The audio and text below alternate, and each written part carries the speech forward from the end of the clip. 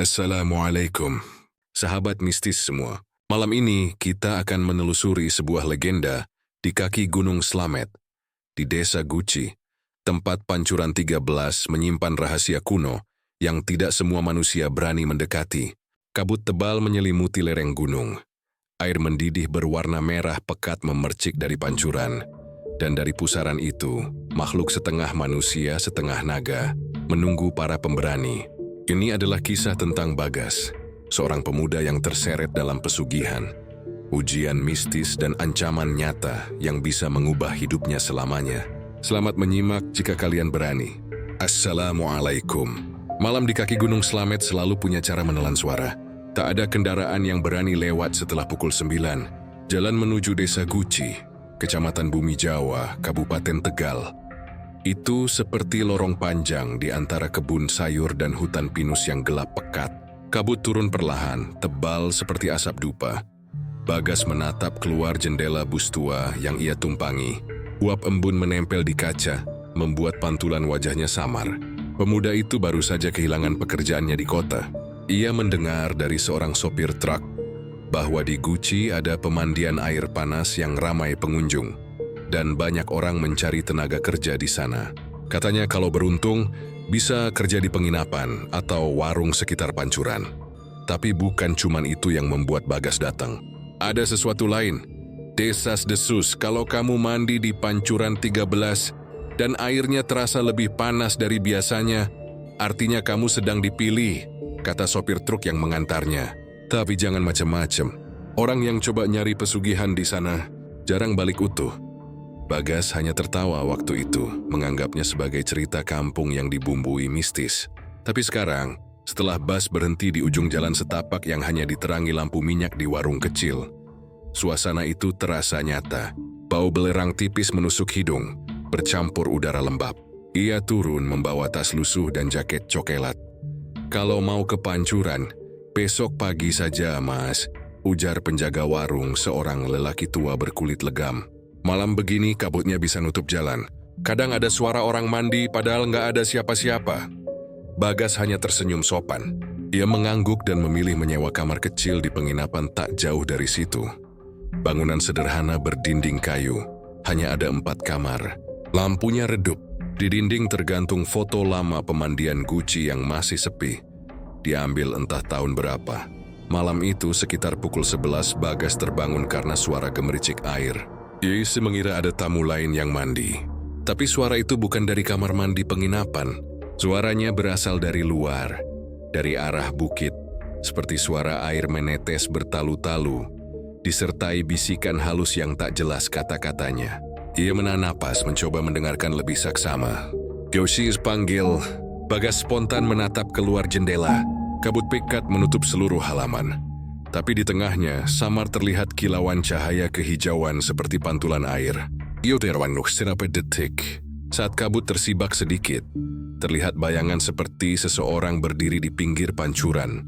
Rambutnya panjang, gaunnya putih, tangannya menggenggam sesuatu seperti bunga. Namun ketika Bagas mengedip bayangan itu menghilang. Keesokan paginya ia turun ke arah pemandian. Jalan setapak licin, diapit semak dan batu berlumut. Udara hangat naik dari sela-sela tanah, membawa aroma mineral yang khas. Di kejauhan, terdengar suara tawa wisatawan yang sedang mandi di pancuran umum. Tapi di antara pancuran itu, ada satu yang dipagari bambu. Pancuran ke-13. Di sanalah Bagas pertama kali bertemu Mbah Wiryo. Penjaga tua dengan sorban lusuh di kepala dan tongkat dari kayu waru. "Kowe pendatang toh?" tanyanya lirih. "Hati-hati di sini. Banyak yang datang nyari tuah, tapi pulang tinggal nama. Air di pancuran ini panasnya nggak biasa. Ada yang jaga, jangan dekat-dekat kalau belum diizinkan." Bagas menatap pancuran itu. Dari celah pagar, terlihat air jernih mengalir deras ke batu hitam. Uapnya tebal, tapi anehnya, di dalam uap itu seperti ada bayangan bergerak. Kadang tampak seperti wajah perempuan, kadang seperti ular berkilau. "Kenapa nggak dibuka aja, Mbah? Sayang tempat seindah ini ditutup," tanya Bagas. Mbah Wiryo hanya menatapnya lama. Matanya sendu tapi tajam. "Kalau kamu mandi di situ dan airnya berubah jadi merah, jangan panik. Artinya dia sudah tahu namamu." "Dia? Penunggu air panas ini?" Orang-orang menyebutnya naga cerek. Bagas bergidik. Dwi ingin tertawa, tapi nada suara Mbah Wiryo terlalu serius untuk dijadikan candaan. Dwi berpura mengangguk sopan lalu pamit. Namun dalam hati rasa penasarannya justru tumbuh. Malam berikutnya ia tak bisa tidur. Suara air kembali terdengar, kali ini lebih dekat. Ia menatap keluar jendela dan melihat asap tebal naik dari arah pancuran. Dalam kabut itu, samar terlihat sosok perempuan dengan kulit pucat. Duduk di atas batu sambil menyisir rambut. Rambutnya panjang hingga ke tanah, dan setiap kali sisirnya menyentuh ujung, terdengar suara desisan halus seperti ular. Bagas menelan ludah. Ketika tak bisa berpaling, sosok itu tiba-tiba menoleh ke arahnya. Senyumnya tipis, matanya bersinar kehijauan. Datanglah. Suaranya pelan, nyaris seperti bisikan yang menembus udara. 13 pancuran, 13 mata air. Pilih satu maka hidupmu akan berubah. Bagas mundur selangkah. Tapi anehnya, kakinya berat. Seperti ada sesuatu yang menariknya ke depan. Jantungnya berdebar keras. Ia menutup jendela cepat-cepat dan bersembunyi di balik pintu kamar. Dari luar suara air makin keras, seperti hujan deras yang menimpa batu. Kemudian tiba-tiba, sunyi total. Pagi harinya ia mendapati jejak basah di depan pintu kamarnya. Jejak telapak kaki wanita, kecil dan ramping, meneteskan air belerang berwarna kehijauan. Penginapan sepi, penjaga warung yang kemarin menatapnya dengan wajah tegang. "Mas, kamu dengar suara air semalam?" tanya penjaga. Bagas mengangguk. "Berdoa saja. Biasanya yang dengar itu udah dipanggil." Banyak yang gak sadar, dia datang sendiri ke pancuran pas malam ketiga. Dipanggil siapa? Penjaga itu menatap tajam. "Yang nunggu gua di belakang pancuran 13. Jangan ditanya banyak.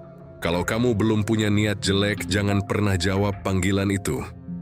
Bagas pura-pura mengabaikan ucapan itu. Tapi malam ketiga datang juga. Langit mendung, angin gunung berdesir pelan membawa aroma belerang yang pekat.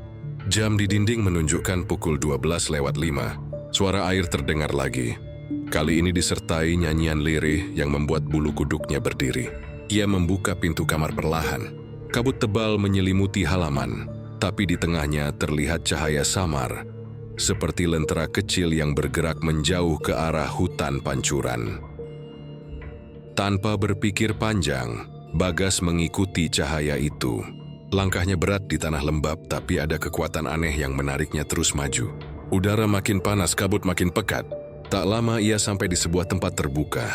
Di sanalah pancuran 13 berdiri, mengeluarkan uap tebal dan suara mendidih. Namun kali ini, airnya bukan bening, melainkan merah kehitaman. Di tepi pancuran berdiri sosok perempuan yang sama dengan yang ia lihat semalam. Rambutnya terurai, matanya tajam tapi indah. Di tangannya tergenggam bunga melati yang mulai layu. Dia menatap Bagas lalu berbicara dengan suara lembut yang menggema di antara kabut. "Bagas," ia tertegun. "Kenapa kau menolak panggilanku?" Aku nggak tahu siapa kamu." Perempuan itu tersenyum samar. "Irini sudah mengenal namamu."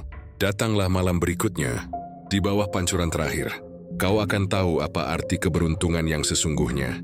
Seketika petir menyambar dari kejauhan. Kilat menerangi wajah perempuan itu. Separuhnya indah, separuhnya bersisik seperti kulit ular. Uap panas menyembur kuat dari pancuran, membuat Bagas mundur ketakutan. Ketika ia menatap lagi, sosok itu sudah lenyap. Yang tersisa hanya bau melati bercampur belerang, dan suara air mendidih yang perlahan mereda. Bagas pulang dengan langkah gontai. Sesampainya di penginapan, ia baru menyadari tangannya melepuh, seolah tersentuh air panas. Tapi di tengah rasa sakit itu, di telapak tangannya terlihat bekas aneh.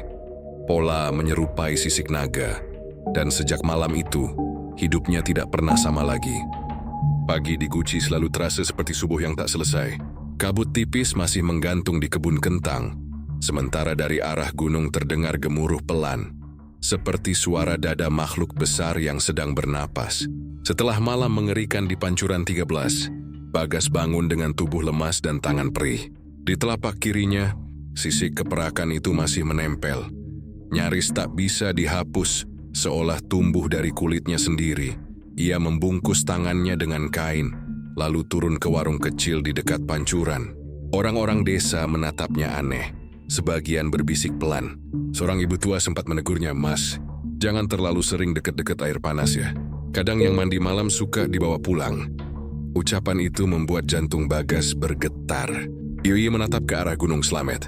Puncaknya diselimuti awan gelap, dan dari sela awan tampak kilatan cahaya biru. Udara hangat bercampur belerang mengalir pelan ke lembah, membawa aroma yang menyesakkan dada. Siang itu ia kembali menemui Mbah Wiryo. Penjaga tua itu duduk di gubuk bambu di dekat pancuran tertutup, menatap air yang terus mendidih tanpa berhenti. "Kau enggak nurut toh?" katanya pelan, tanpa menoleh. Bagas menunduk. "Maaf, Mbah. Saya nggak sengaja. Kayak ada yang manggil." Mbah Wiryo memutar tongkatnya pelan di tanah. Itu bukan panggilan manusia. Itu suara dari dalam perut Slamet. Dulu, sebelum ada wisata, di balik batu pancuran 13 itu ada gua. Orang tua-tua bilang, di sanalah naga penjaga sumber air hidup, naga Cerek. Kenapa disebut Cerek, Mbah? Karena lehernya buntung seperti cerek tanpa tutup. Dulu dia penunggu sungai bawah tanah Slamet. Waktu gunung meletus ratusan tahun lalu, guanya tertutup lava, dan air panas itu jadi jalannya keluar. Dia marah karena rumahnya diambil manusia. Sejak itu, setiap kali ada orang serakah yang datang ke Guci, dia menagih. Bagas merinding mendengar nada suara Mbah Wiryo yang berat. "Menagih apa?" "Nyawa, tapi bukan nyawa orang itu sendiri. Biasanya yang diambil justru orang yang dia sayang." Bagas menelan ludah. Ia teringat wajah ibunya di Brebes, wanita tua yang sering menelpon menanyakan kabar. Sejak 3 malam terakhir ponselnya mati total. Tidak sinyal, tidak bunyi. Mbah Wiryo berdiri dan memandang langit. "Kalau kamu udah ditandai, jangan pernah mandi di air ini lagi. Gunung bisa berubah murka. Air bisa jadi darah. Kabut bisa nutup mata orang sampai mereka hilang di jalan." Bagas mengangguk, tapi dalam hatinya ada rasa bersalah. Dia tahu sesuatu sudah terlanjur. Malamnya penginapan terasa lebih sepi dari biasanya. Hanya ada satu tamu lain, pedagang dari Selawi, yang tidur di kamar ujung. Sekitar tengah malam, Bagas mendengar suara langkah kaki dari luar. Pelan, teratur, seperti orang berjalan di genangan air. Dia mengintip dari celah pintu. Kabut turun lagi, kali ini tebal dan berwarna kekuningan berputar-putar di halaman. Dari tengah kabut muncul bayangan ular besar menelusuri tanah, meninggalkan jejak panas membara di batu. Bagas mundur ketakutan. Saat itu juga kaca jendela kamarnya bergetar hebat. Dari luar terdengar suara perempuan. "Kenapa kau menolak? Kau sudah menyentuh darahku." Tiba-tiba lampu padam. Dari balik gelap, muncul cahaya hijau dari telapak tangan Bagas sendiri. Sisik di kulitnya berpendar samar, lalu membentuk pola seperti mata naga. Dia menjerit dan menutup tangannya dengan kain, tapi rasa panas menjalar ke lengan. Dari bawah pintu, air panas merembes masuk, menimbulkan asap tipis. Keesokan paginya, penduduk menemukan ikan-ikan mati di sungai kecil dekat pancuran 13. Airnya keruh, berwarna merah bata. Mereka panik, sebagian berdoa, sebagian menutup pancuran dengan bambu. Mbah Wiryo datang membawa kendi dan dupa, lalu memanggil Bagas. "Kowe kudu nyelametake awakmu," katanya tegas. "Malam nanti sebelum jam 3 datangi gua di belakang pancuran. Bawa bunga melati, air putih, dan niat tobat. Kalau enggak, dia bakal nuntut lebih." Bagas ketakutan, tapi ia tahu tak ada jalan lain. Sore harinya langit gelap. Gunung Slamet mengeluarkan suara seperti geraman panjang. Warga mulai menutup pintu rumah, anjing-anjing menyala ke arah hutan. Tepat pukul 12 malam, Bagas dan Mbah Wiryo berjalan menuju area terlarang itu. Udara panas menggigit kulit, uap belerang naik dari celah tanah. Pancuran 13 kini tampak berbeda. Airnya berwarna merah tua, menggelegak seperti darah yang direbus. "Dengerin aku baik-baik," bisik Mbah Wiryo. "Kalau dia muncul jangan lihat matanya. Ucapkan niatmu dalam hati. Jangan terima apapun yang dia tawarkan." Bagas mengangguk, tapi jantungnya berdebar kencang. Saat Mbah Wiryo menancapkan dupa, tanah bergetar. Dari dasar air muncul pusaran panas yang menyemburkan uap putih. Uap itu berputar menjadi bentuk kepala naga tanpa leher. Matanya hijau menyala. Suaranya berat, bergemuruh seperti petir di dalam dada. "Manusia, mengapa kau ganggu tidurku?" Bagas mundur, tapi uap itu menjulur seperti tangan, meraih tubuhnya. Air panas menyentuh kulitnya tanpa membakar. Justru terasa seperti darah yang menyerap ke pori-pori. Ia melihat wajah perempuan yang dulu memanggilnya. Kini berubah setengah ular dengan taring tajam. "Kau sudah minum dari sumberku. Sekarang darahmu milikku." Mbah Wiryo berteriak membaca doa, menaburkan bunga melati ke air. Naga itu menjerit, uap panas meledak ke udara, membuat mereka terlempar. Saat sadar, Bagas sudah di tepi pancuran, tubuhnya penuh luka bakar. Air di pancuran kembali bening, tapi dari kejauhan terdengar tawa lirih memantul di lereng gunung. Gunung Slamet mendengus sekali, lalu tenang. Namun malam itu, Mbah Wiryo menemukan sesuatu di air. Sisik hijau perak sebesar telapak tangan manusia. Dia menatapnya lama, lalu berbisik lirih. Pertanda sudah dibuka. Naga Cerek bangun lagi. Dan di kamar penginapan, Bagas terbangun dengan mata merah berkilat seperti air panas di bawah kabut. Malam di desa Guci turun lebih cepat daripada biasanya.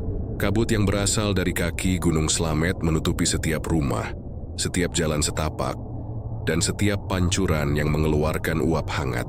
Bagas duduk di kamar penginapannya, menatap tangannya sendiri yang masih dipenuhi pola sisik hijau perak. Setiap kali ia menggerakkan jari, sisik itu berkilat samar, seakan mengingatkan bahwa sesuatu telah terhubung dengannya. Sesuatu yang jauh lebih tua dan lebih kuat dari manusia biasa. Sejak malam pertamanya di Pancuran 13, ia merasa dipantau.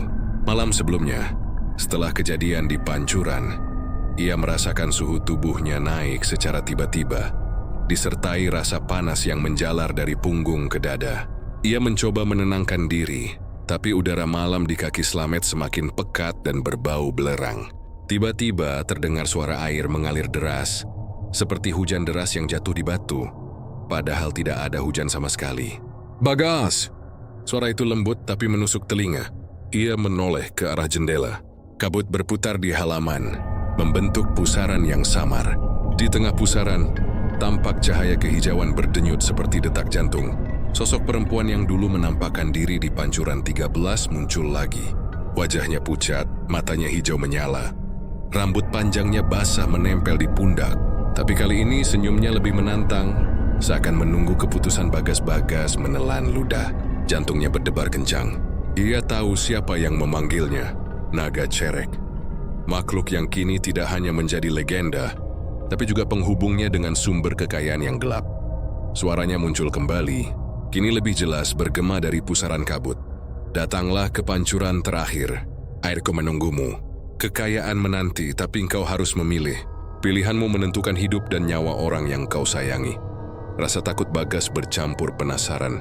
Malam demi malam, ia telah melihat tanda-tanda kekuatan Naga Cerek. Sisik di tangan yang terus tumbuh, uap panas yang bergerak seperti tangan, dan suara yang selalu memanggil namanya. Tapi kini tawaran itu lebih nyata.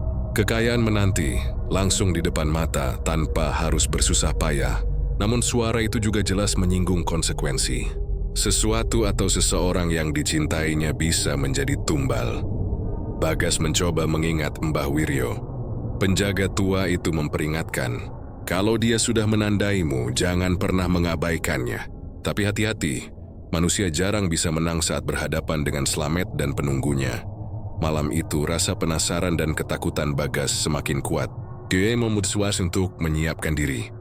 Bukan hanya untuk pergi ke pancuran, tapi untuk menghadapi sesuatu yang selama ini hanya menjadi cerita rakyat.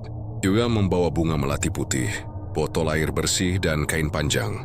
Semua perlengkapan itu disiapkan sesuai petunjuk Mbah Wiryo, yang katanya bisa menjadi penahan energi gaib selama ritual berlangsung. Saat berjalan menuju Pancuran 13, dia merasakan tanah bergetar halus seperti denyut nadi Gunung Slamet sendiri.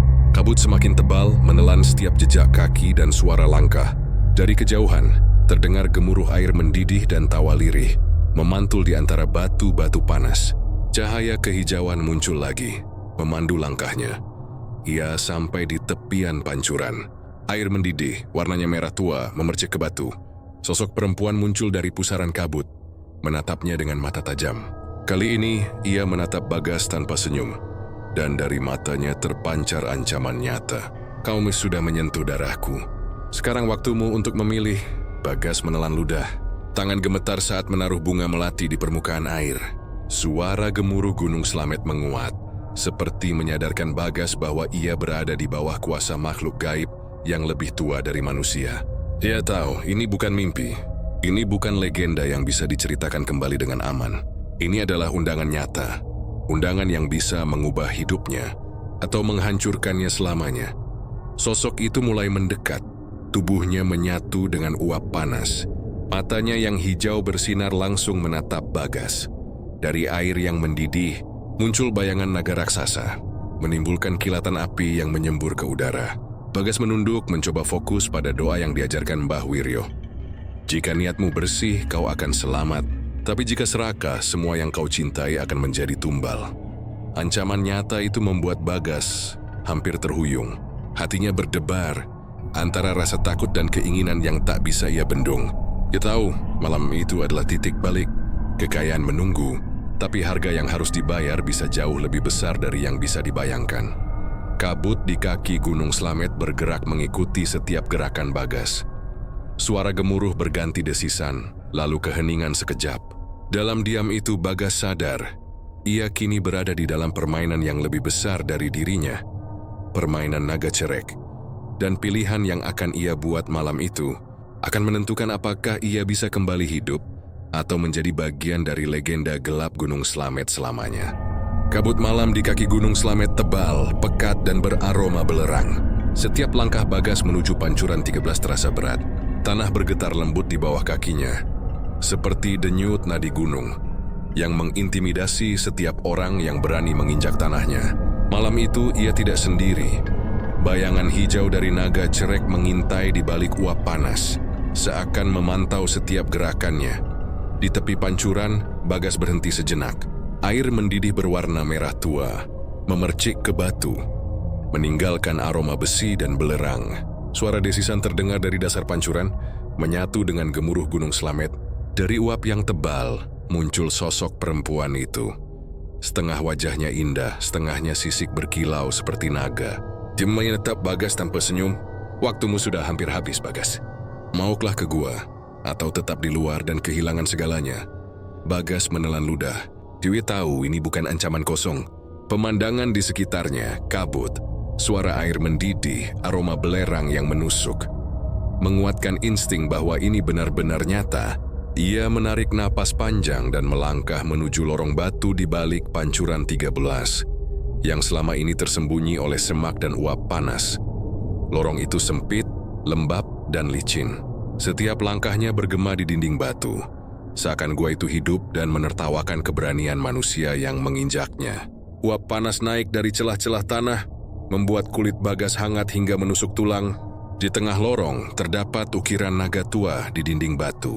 Seperti lambang peringatan, sisik dan mata naga itu tampak berkilau dalam cahaya lentera minyak yang dibawanya. Tiba-tiba suara serak terdengar dari balik lorong. Seorang pria tua muncul dari bayangan. Ki Jatmono, dukun yang dikenal sebagai perantara para penjaga gua. Wajahnya keriput, sorot matanya tajam, dan di tangannya ia memegang tongkat kayu dengan ukiran simbol naga. "Ah, akhirnya ada yang berani datang," katanya. Suaranya berat bergema di dinding gua. "Kamu Bagas ya, yang disentuh darah naga cerek? Aku sudah menunggumu." Bagas mengangguk, tangan gemetar. Siapa kau?" Ki Jatmono tersenyum tipis. "Aku yang menjaga batas antara manusia dan gua ini. Jika engkau salah langkah, kau tidak akan keluar hidup-hidup. Tapi jika niatmu murni, mungkin kau bisa bertahan." Bagas menelan ludah, jadi menatap ke dasar gua. Dari sana, terdengar suara air mendidih semakin keras, memercik ke batu dan menimbulkan kabut tebal. Di ujung lorong samar terlihat genangan air merah kehitaman, dan di permukaannya, bayangan naga raksasa berputar pelan. "Ini guaku," kata Ki Jatmono. "Dulu gua ini tempat manusia menawarkan sesaji, sekarang hanya sedikit yang bisa menahan ujian naga cerek. Kau siap?" Bagas mengangguk meski rasa takut merayap ke tulang belakangnya.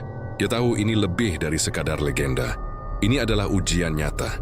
Ki Jatmono membawa Bagas mendekati genangan air.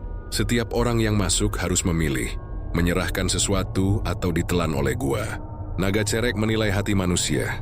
Dia tahu serakah atau tulus. Tiba-tiba air mendidih itu bergerak seperti pusaran hidup. Uap panas membentuk kepala naga raksasa. Matanya hijau bersinar, taringnya terlihat jelas. Desisan keluar dari mulutnya bergema di gua mengguncang telinga Bagas. Manusia. Mengapa kau hadir di tempatku? Bagas menunduk menahan napas. Tubuhnya berkeringat, jantungnya berdegup kencang. Ia tahu ini saatnya membuktikan niatnya. Apakah ia datang untuk serakah atau benar-benar ingin tahu kebenaran di balik legenda pancuran 13 Ki Jatmono menepuk pundak Bagas? Jangan lihat matanya, fokus pada niatmu. Ucapkan doa dalam hati. Jika serakah, kau akan menjadi tumbal. Jika murni, kau mungkin selamat. Bagas menutup mata, mengingat keluarganya, niatnya untuk hidup lebih baik, bukan demi keserakahan. Ia memegang bunga melati yang dibawanya, meresapi setiap doa yang diucapkan dalam hati. Tiba-tiba, naga itu menoleh, menatap Bagas dari dasar genangan. Air mendidih naik setinggi lutut, lalu berhenti. Suara desisan berubah menjadi gema lirih, seperti bisikan. Hati manusia, bisa kuukur. Kau punya keberanian, tapi jangan anggap aku lemah. Bagas membuka mata. Uap panas mereda.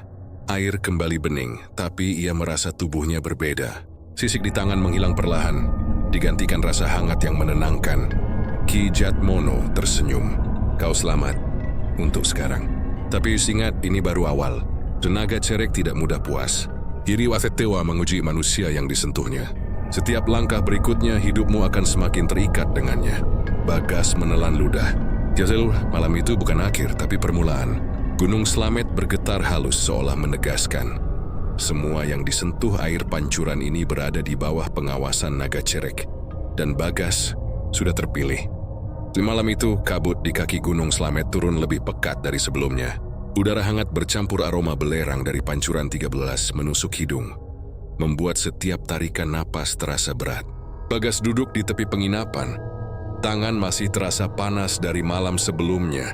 Sisik hijau di kulitnya yang perlahan memudar meninggalkan rasa aneh, seolah tubuhnya masih terhubung dengan energi yang lebih tua dari manusia. Ia tahu malam ini bukan sembarang malam. Setelah ujian di gua rahasia, naga cerek mulai mengirim undangan yang lebih nyata. Cahaya hijau samar muncul di jendela, bergerak pelan, berdenyut mengikuti detak jantung Bagas. Suara yang menembus kabut terdengar lagi, lebih tegas, memanggil namanya. Bagas, datanglah. Ku menawarkanmu jalan lain. Kekayaan seskes keberuntungan menantimu, tapi pilihannya bukan tanpa harga.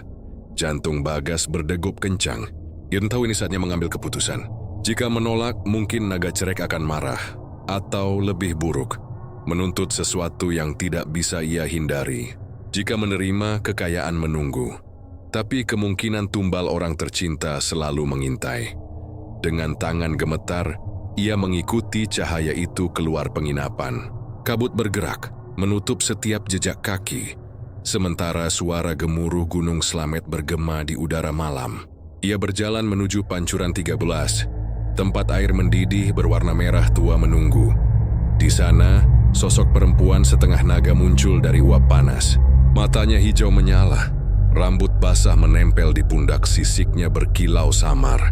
Tubuhnya bergerak seperti bayangan, melayang di atas permukaan air.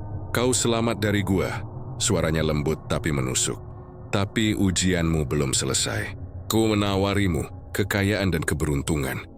Atau hidup biasa dengan keselamatan keluargamu. Bagas menelan ludah. Ia menatap air mendidih. Dari dalamnya, muncul bayangan naga raksasa yang menelan hampir seluruh pandangan. Taringnya terlihat jelas, mulutnya mengeluarkan asap tebal. Setiap kali naga bergerak, tanah bergetar. Uap panas menyembur ke udara, dan kabut menutup seluruh area. Kalau kau ambil tawaran ini, kau akan diberkati. Semua usaha dan niatmu akan membuahkan hasil. Tapi ingat, setiap kali kau menerima berkah, ada yang harus dibayar. Darah, jiwa, atau nasib orang lain akan menjadi tanda. Bagas menunduk, memegang bunga melati yang dibawanya, menenangkan diri. Ia teringat Mbah Wiryo, yang berulang kali menekankan niat manusia harus murni. Sekali kau serakah, naga cerek tidak akan ragu mengambil. Aku mau bertanya dulu, kata Bagas, suaranya bergetar. Tanyakan, jawab sosok itu, matanya menembus kabut. Siapa yang menjadi tumbal? Bagaimana aku tahu orang yang aku cintai tidak akan terkena akibatnya? Sosok itu tersenyum tipis, separuh wajah indah, separuh bersisik. Aku tidak memilih, Bagas, aku hanya menandai. Manusia yang disentuh darahku akan terikat pada aliran Slamet. Pilihan dan konsekuensi ada padamu. Setiap langkahmu, setiap keputusanmu akan menentukan siapa yang menjadi tumbal. Aku hanya menunggu keputusan akhir. Gemuruh Gunung Slamet semakin keras. Tanah di bawah kaki Bagas bergetar pelan. Kabut berputar memunculkan bayangan ular besar yang bergerak di antara uap panas. Bagas terhuyung. Ia menyadari bahwa ancaman itu nyata. Tidak ada jalan mundur. Ia menutup mata meresapi doa yang diajarkan Mbah Wiryo. Tubuhnya bergetar, tangan gemetar, tapi hatinya mencoba menenangkan diri. Terus niatnya murni. Bukan untuk keserakahan pribadi, tapi untuk memperbaiki hidup dan membantu keluarganya yang sederhana di Brebes. Sosok itu mencondongkan tubuh ke depan. Kalau niatmu tulus, aku akan memberimu jalan. Tapi jika niatmu tergoda serakah, semua yang kau cintai akan menjadi milikku. Sekarang pilih, atau kabut ini akan menelanmu selamanya. Bagas membuka mata. Dari permukaan air muncul pusaran hijau terang. Cahaya itu bergerak seperti mengundang, menembus kabut dan menyentuh wajahnya. Jantungnya berdegup kencang, tapi ia menatap lurus ke naga setengah perempuan itu. Aku memilih kekayaan itu untuk kebaikan, bukan keserakahan. Dan aku menolak jika harus merugikan orang lain. Uap panas bergetar, air mendidih berhenti sebentar. Sosok itu menatap lama lalu tersenyum samar. Taring dan sisik perlahan memudar. Cahaya hijau menenangkan seluruh pancuran. Hati manusia kadang lebih kuat daripada yang dikira. Aku akan memberimu jalan untuk sekarang. Tapi ingat Bagas, jalan ini berliku. Setiap langkah berikutnya kau akan diuji lagi. Kabut di kaki Gunung Slamet berputar, menutupi seluruh pemandangan. Suara gemuruh gunung bergema pelan, seperti mengingatkan bahwa kekuatan yang lebih tua dari manusia masih mengintai. Bagas menunduk, menyadari bahwa malam ini ia selamat, tapi urusannya dengan naga cerek baru saja dimulai. Saat ia kembali ke penginapan, tangan masih memegang bunga melati, tubuhnya penuh keringat. Ia tahu satu hal pasti, pancuran 13 dan Gunung Slamet tidak pernah memberi tanpa mengambil. Dan tawaran itu hanyalah awal dari rantai ujian yang jauh lebih berbahaya. Malam turun dengan cepat di kaki Gunung Slamet, membawa kabut tebal yang mengalir dari lereng tinggi hingga menutupi desa Guci. Setiap tarikan napas Bagas terasa berat, bercampur aroma belerang dan uap panas dari pancuran 13. Sejak menerima tawaran naga cerek malam sebelumnya, tubuhnya tidak pernah benar-benar tenang. Sisik hijau di tangannya sudah memudar. Tapi sensasi panas yang menjalar ke pori-pori masih tersisa, seperti darah gunung mengalir di nadinya. Malam itu, saat ia tidur di penginapan bambu, mimpi buruk datang tanpa henti. Berada di pancuran 13, tapi airnya berubah menjadi merah pekat. Mendidih lebih ganas, memercikkan percikan panas yang membakar kaki tanpa rasa sakit. Sosok perempuan setengah naga muncul. Matanya hijau menyala, taringnya tajam. Joey tersenyum dingin berkata, Bagas, kau lagi janji. Tidak ada yang murni tanpa ujian. Bagas mencoba berlari, tapi setiap langkah terasa seperti tertahan. Kabut bergerak seperti tangan, memeluknya, menekannya ke tanah. Dari pusaran air muncul makhluk-makhluk kecil berwajah manusia, menatapnya dengan mata kosong. Mereka melayang, menjerit pelan, seakan menagih sesuatu darinya. Bagas menutup mata, menahan napas mengingat niatnya. Tidak serakah, hanya ingin selamat dan melindungi keluarganya. Ketika membuka mata, ia sudah berada di penginapan, tubuh basah oleh keringat dingin. Tubuhnya terasa lelah, perut mual, dan tangan yang digenggam masih bergetar. Di luar, kabut di kaki Gunung Slamet berputar, bergerak seperti makhluk hidup. Pagi harinya, Bagas mencoba menenangkan diri. Dia pergi menemui Mbah Wiryo, berharap ada petunjuk. Penjaga tua itu menatapnya tajam, seakan membaca semua perubahan yang terjadi. Aku tahu engkau sudah merasakan ujian pertama, katanya berat. Bagas mengangguk, wajah pucat. Iya Mbah, semalam aku bermimpi, mereka semua muncul. Menurut Mbah, apakah ini pertanda buruk? Mbah Wiryo menghela napas. Itu bukan sekadar mimpi. Itu adalah pertanda naga cerek mulai menagih. Tubuhmu dan jiwamu kini terikat dengannya. Kalau kau tidak kuat, ujian selanjutnya bisa lebih kejam. Bukan hanya mimpi, tapi nyata. Bagas menggenggam tangan Mbah Wiryo. merasakan getaran halus yang keluar dari telapak tangan tua itu. Maksudnya, aku harus menghadapi lebih banyak? Benar, setiap langkah, setiap keinginanmu untuk menerima berkah akan diuji. Naga cerek bukan hanya memberi, tapi menuntut. Tubuhmu bisa sakit, jiwa terguncang, dan orang di sekitarmu bisa terkena dampaknya. Jangan anggap ini main-main. Siang itu, Bagas mencoba keluar dari penginapan. Jalan setapak menuju Pancuran 13 tampak berbeda. Kabut berputar lebih tebal. Suara air mendidih terdengar seperti napas makhluk raksasa. Tiba-tiba ia merasakan kaki berat, seolah ditarik oleh sesuatu yang tak terlihat. Ia menoleh, dan dari balik kabut muncul bayangan ular besar, tubuhnya panjang, bergerak mengikuti setiap gerakan Bagas. "Kau berjalan sendiri, tapi aku menunggumu," bisik suara naga itu dari kabut. Bagas mencoba berlari, tapi setiap langkahnya terasa tertahan. Tanah di bawah kaki bergetar, uap panas menyembur dari celah batu. Tangan dan kakinya terasa panas, tubuhnya berkeringat dingin. Dia mengitap ke arah Pancuran 13, dan airnya kini berwarna merah gelap, mendidih lebih ganas dari malam sebelumnya. Di penginapan, malam semakin pekat, lampu minyak bergoyang tanpa angin. Bayangan muncul di dinding, bergerak sendiri, meniru gerakan Bagas. Ia menjerit, tapi suara hanya bergema di antara dinding bambu. Ketika ia menoleh ke jendela, kabut telah menutup seluruh desa, dan dari dalamnya muncul sosok perempuan setengah naga, menatapnya dengan senyum dingin. "Ujian pertamamu selesai, tapi darah dan jiwamu masih harus diuji lebih banyak. Pilihanmu sebelumnya membawamu sampai sini. Pilihan selanjutnya menentukan nasib orang yang kau cintai." Bagas menunduk, menahan napas, dan menyadari satu hal. Perjanjian dengan naga cerek bukan sekadar tawaran, tapi rantai ujian yang menempel di tubuh dan jiwanya selamanya. Tubuhnya terasa lemah, tapi hatinya menolak menyerah. Dewi tahu saya untuk melangkah lebih jauh. Yawi harus menghadapi setiap ujian dengan niat murni. Tapi ketika malam semakin larut, ia merasakan tangan dingin menyentuh bahunya. Tidak ada orang, hanya kabut, dan terdengar suara lirih. "Kau akan diuji lagi. Segera." Gunung Slamet bergemuruh pelan seakan menegaskan, Bagas kini benar-benar terikat pada naga cerek, dan ujian nyata baru saja dimulai. Malam di kaki Gunung Slamet datang dengan sunyi yang menekan. Kabut tebal menyelimuti desa Guci, bergerak perlahan seperti tangan tak terlihat yang menutup setiap jalan setapak.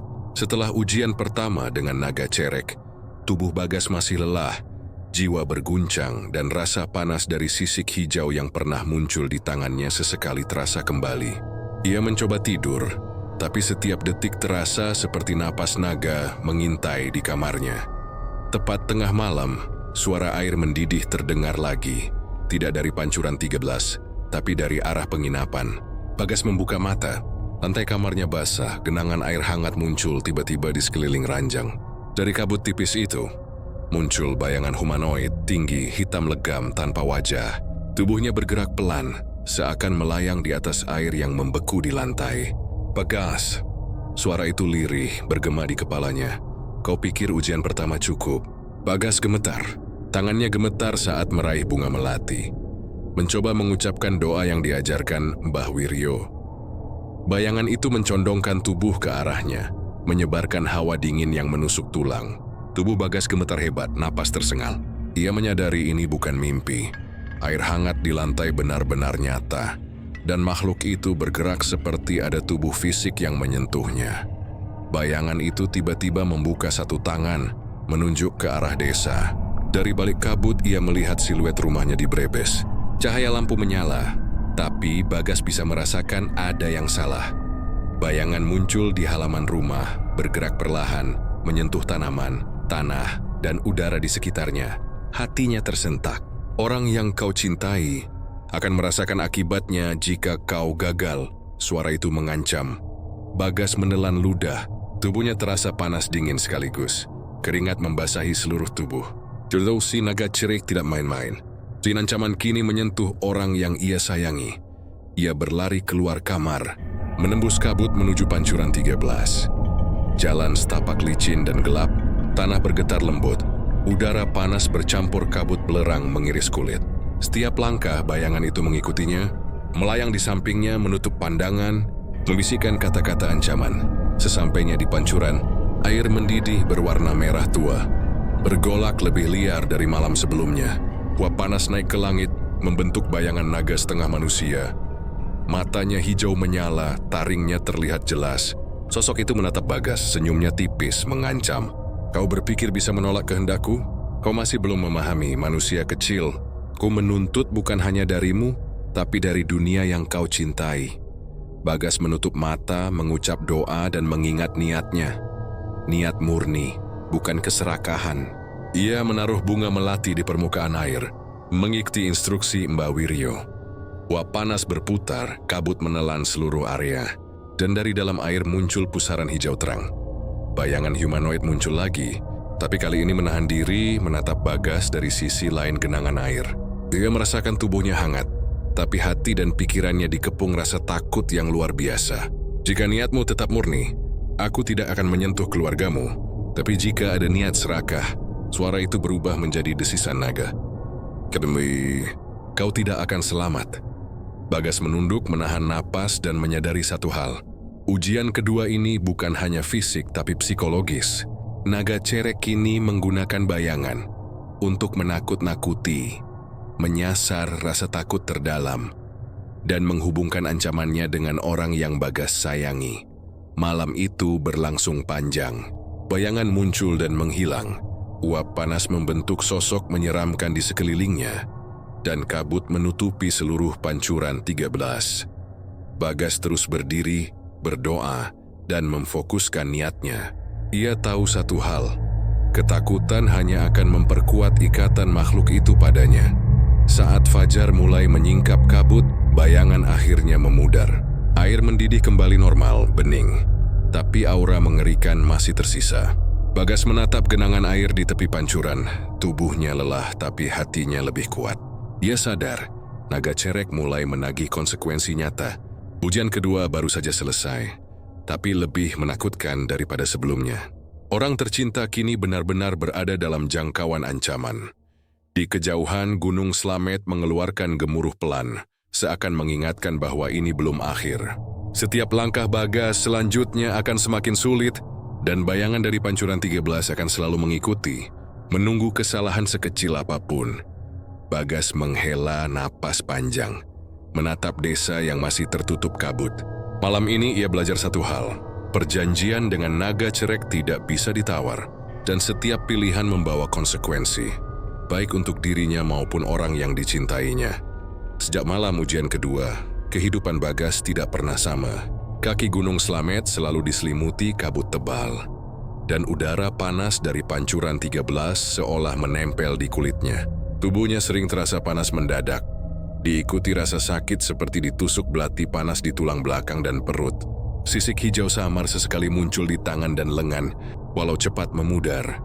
Hari itu, Bagas berjalan ke desa untuk membeli kebutuhan, tapi pandangannya terus tertarik ke arah pancuran 13. Tanah di sekitarnya bergetar halus, kabut tipis menyelimuti jalan. Ia merasakan hawa aneh, seolah langkahnya diikuti sesuatu yang tak terlihat. Ketika melewati halaman rumah tetangganya, seorang bocah menjerit. Mata bocah itu terbuka lebar, menatap Bagas seolah melihat sesuatu yang tidak manusiawi. Dari telapak tangan bocah itu, muncul cahaya hijau samar yang perlahan membentuk simbol naga, mirip dengan sisik yang pernah muncul di tubuh Bagas. Bagas menelan ludah, tubuhnya gemetar. Ia sadar ini tanda kutukan naga cerek. Tidak hanya dirinya yang terhubung, tapi orang di sekitarnya mulai menunjukkan efek mistis dari perjanjian yang ia buat. Malamnya, di penginapan Susia melihat bayangan bergerak di dinding. Tubuhnya terasa lelah luar biasa, dan rasa panas di lengan menjalar hingga ke leher. Ia memegangi kepala, mencoba menenangkan diri, tapi suara perempuan setengah naga terdengar di telinganya. Kau menandatangani perjanjian. Kini dunia yang kau cintai terhubung padaku. Setiap kesalahanmu akan berdampak pada mereka. Lampu minyak bergoyang, kabut tipis masuk dari celah jendela. Tubuh Bagas bergetar hebat saat melihat tangan sendiri. Sisik hijau perak mulai muncul kembali, lebih jelas dan besar dari sebelumnya. Dia menjerit tapi suara hanya bergema di kamar bambu. Keesokan paginya Mbah Wiryo datang dengan wajah serius. Ia menelap Bagas dari kepala hingga kaki, lalu berkata, "Tanda kutukan mulai muncul. Kau harus cepat bertindak sebelum semuanya terlambat." Naga cerek tidak sabar, dan ia mulai menagih lebih keras. Perlu ritual khusus agar tubuhmu dan orang yang kau cintai tidak terseret lebih jauh. Bagas menggenggam tangan Mbah Wiryo, merasakan getaran halus yang keluar dari telapak tangan tua itu. "Mbah, apa maksudnya?" "Tubuhmu sudah mulai terikat. Sisik rasa panas dan penglihatan gaib. Itu semua pertanda. Jika tidak dihentikan, bukan hanya dirimu yang menderita, tapi orang di sekitarmu. Bahkan keluargamu bisa menjadi tumbal yang menunggu." Ketika Bagas menatap ke arah pancuran 13 dari jauh, kabut bergerak aneh. Dari dasar air muncul pusaran hijau terang, membentuk bayangan naga raksasa. Desisan terdengar bergema, seperti menggetarkan tanah dan udara sekitarnya. "Waktumu hampir habis, Bagas. Atau kau belajar tunduk, atau aku akan menuntut sendiri." Suara naga bergema, menembus setiap pikiran Bagas malam itu. Bagas terbangun oleh mimpi buruk. Ia melihat ibunya di Brebes terseret ke dalam pusaran air merah dari pancuran 13, sementara bayangan perempuan setengah naga menatapnya menantang tersenyum dingin.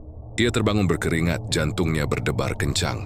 Sisik hijau di tangan muncul lagi, dan kali ini lebih besar, seolah menempel lebih kuat. Ia sadar satu hal, perjanjian dengan naga cerek mulai menimbulkan konsekuensi nyata, bukan hanya mimpi atau rasa takut, tapi tanda fisik dan mistis yang mengancam orang tercinta. Malam berikutnya, ia memutuskan pergi menemui Mbah Wiryo untuk ritual pembersihan. Di kaki gunung, kabut bergerak liar. Suara gemuruh Slamet bergema seperti memberi peringatan.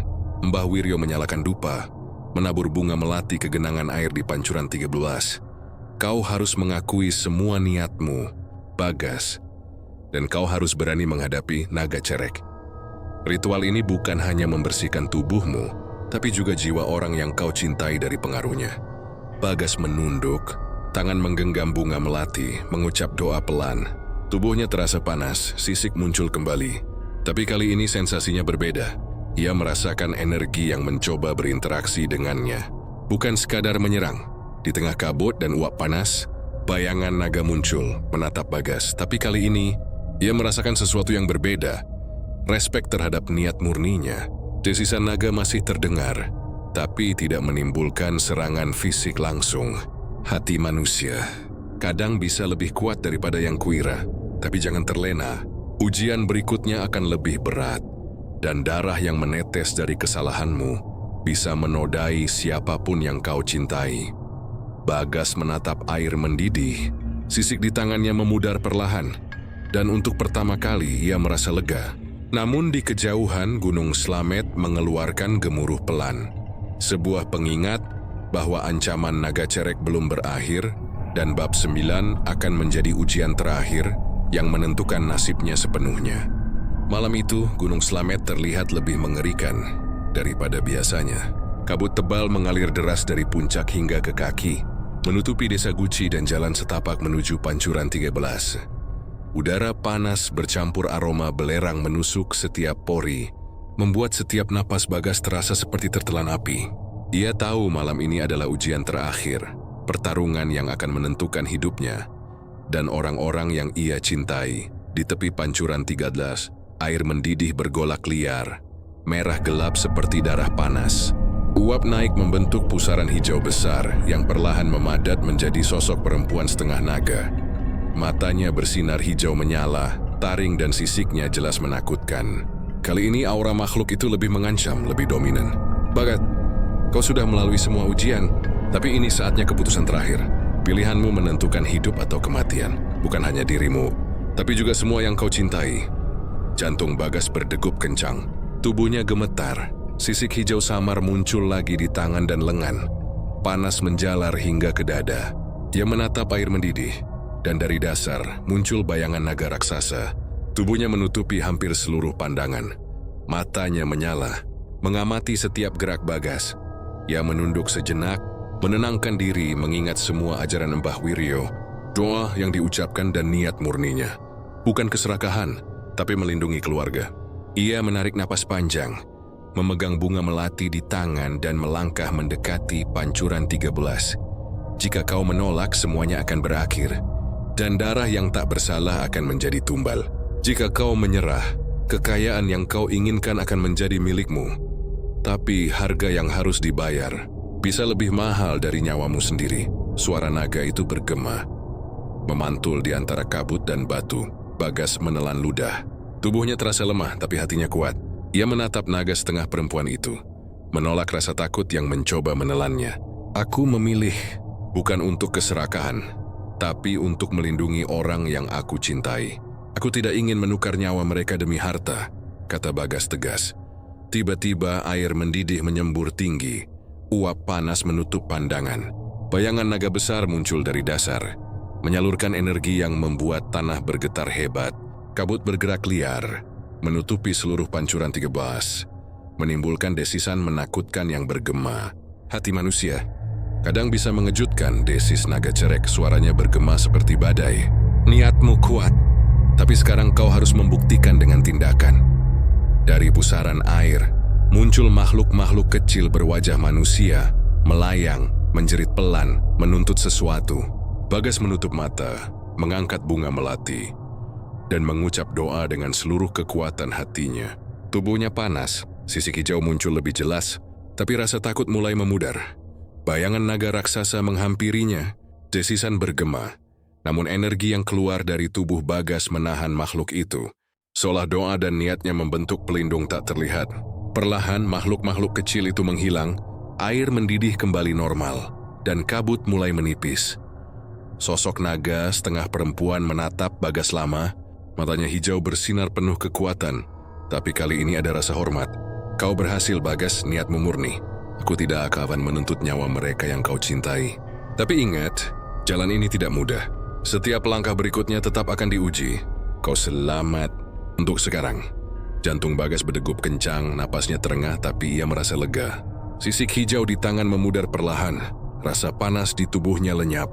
Kabut di kaki Gunung Slamet menipis, air pancuran 13 kembali bening, dan uap panas menyebar tenang. Ia menunduk, memandang bunga melati yang masih digenggam.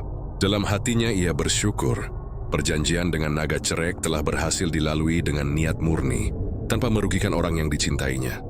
Namun, di kejauhan Gunung Slamet tetap bergemuruh pelan, mengingatkan bahwa makhluk itu masih mengawasi, siap menguji siapapun yang disentuhnya. Bagas tersenyum tipis menatap desa yang masih tertutup kabut ringan. Dia tahu satu hal pasti, hidupnya berubah selamanya, tapi ia berhasil menghadapi kegelapan dan menjaga orang yang dicintainya.